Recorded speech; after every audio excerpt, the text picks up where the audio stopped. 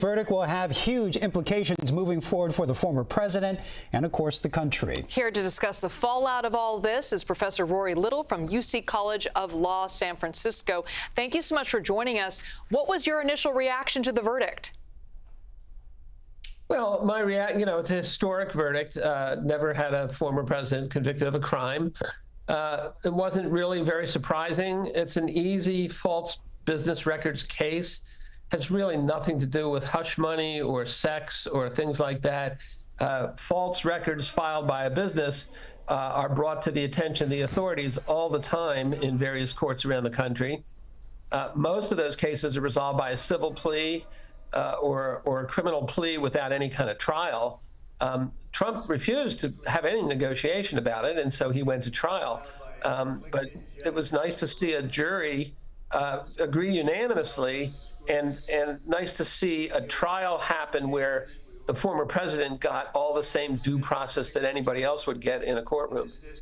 And we know the charges carry a maximum sentence up to 20 years, but what do you realistically believe will happen in this case? Yeah, this is not a jail case. This is a probation case, first-time offender, nonviolent. It's just a business records case. It's not the crime of the century. I'd be very surprised if anything happened other than probation. There'll be conditions placed on probation, and there'll be some fines, by the way, but the fines will not be huge. He could even stack 34 fines together. It's not going to be that much money for Donald Trump. He'll be allowed to campaign around the country. Often there are travel restrictions, but they won't be placed on him, I don't think. And he will have an appeal pending, so he will have whatever rights you have while you've got an appeal pending. So it's important to note, though, that there are 3 other pending criminal cases against the former president. Do you think today's verdict could have any impact on how those play out? Probably not. Those cases, those cases are not on a fast track to be resolved. They're not going to be resolved before the election on November 5th, I don't think. The classified documents case, the judge down there is doing everything she can to delay that. The big trial on January 6th, insurrection, is pending the Supreme Court's decision, the U.S. Supreme Court's decision on immunity. They're going to rule that he is not immune, but then they're going to send that back to the trial court for further proceedings. So that's not on a fast track to go anywhere. So I don't think this verdict today really affects any of the other cases, and probably doesn't affect very many people's votes. Most people have already figured out who they prefer, Donald Trump or Joe Biden, and those are the nominees, it looks like, already. And this verdict, I think it's very unlikely this will change anybody's mind. What about the sentencing, though? That's happening on July 11th. That's just a few days away from the Republican National Convention. You don't think it's going to have any impact on that day? Well, I mean, we'll see. The Republican Party seems determined to nominate Donald Trump, even though there are other people that, they might choose. But he's already got the delegates. So in some sense, he's got it wrapped up.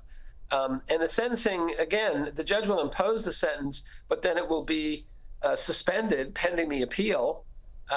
Probation may take effect immediately, but probation restrictions will not be very serious restrictions. So I just don't see. I think the importance of the trial is that it happened at all. The judge did a very good job of keeping this case on a calm, sort of non-dramatic level. He tried it pretty slowly and carefully.